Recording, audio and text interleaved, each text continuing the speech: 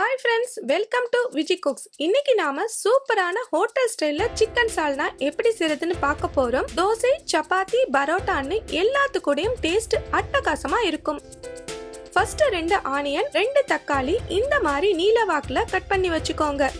Next ஒரு mixie ஜார்ல 7 பல்லு பூண்டு நாம கட் பண்ணி வச்சிருக்கிற ஆனியன்ல இருந்து ஒரு கைப்பிடி சேர்த்து நைஸா அரைச்சுக்கோங்க. நெக்ஸ்ட் ஒரு குக்கர்ல 50 ml நல்லெண்ணெய் விட்டு காஞ்சதும் நீலவாக்குல கட் பண்ணி வச்சிருக்கிற ஆனியனை போட்டு இது கூட கருவேப்பிலை சேர்த்து வதக்கி விடுங்க. வெங்காயம் கண்ணாடி பதம் வந்ததும் நாம அரைச்சு வச்சிருக்கிற பூண்டு பேஸ்ட் இதோட சேர்த்து வதக்கி விடுங்க. நல்லா மிக்ஸ் ஆனதும் இதோட தக்காளி போட்டு தக்காளி வதங்க கல் உப்பு கொஞ்சம் போட்டு வதக்கி விடுங்க.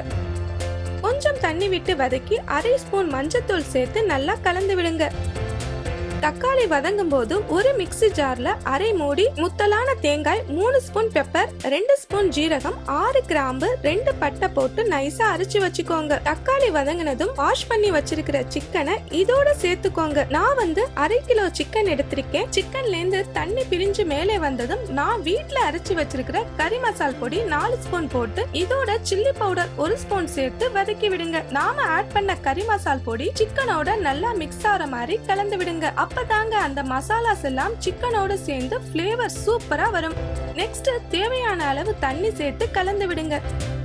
இந்த சிக்கனோட மசாலாஸ் நல்லா மிக்ஸ் ஆகிற மாதிரி கலந்து விடுங்க. இதோட அரைச்சு வச்சிருக்கிற தேங்காய் பேஸ்ட் இதோட சேர்த்து நல்லா கலந்து விடுங்க. ஜஸ்ட் 20 மினிட்ஸ் இருந்தா போதும். ஹோட்டல் ஸ்டைல் சால்னா ரெடி.